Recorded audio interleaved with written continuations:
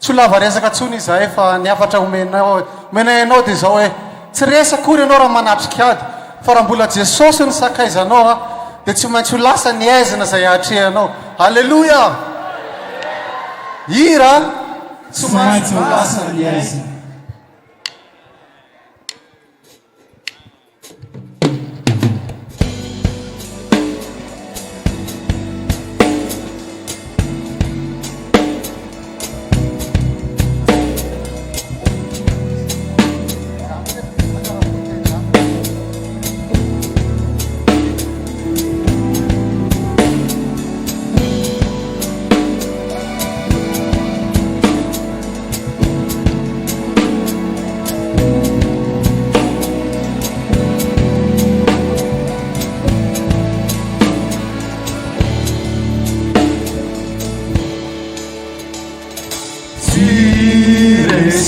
Aku di mana jika di sana ciciki katumi tumani ziwe narina fazana katinga sedai nasi tefe Amiraja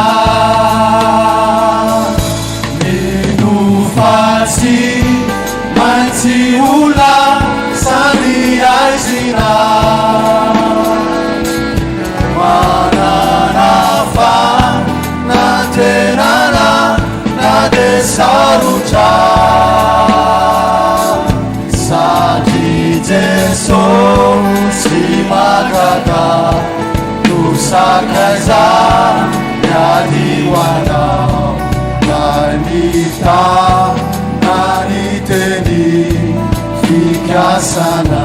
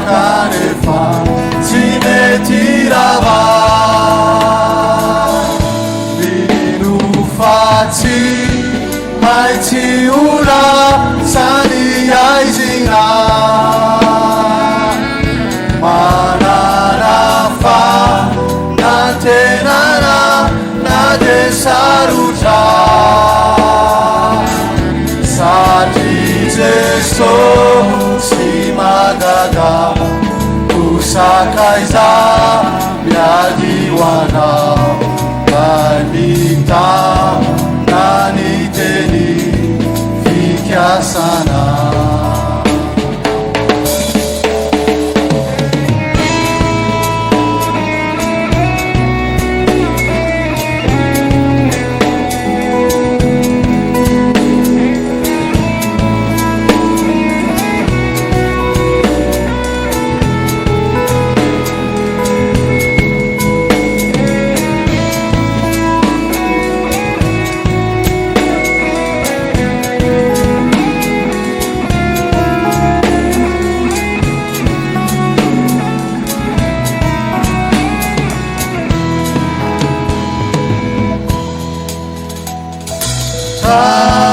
Fazuramu Fiadina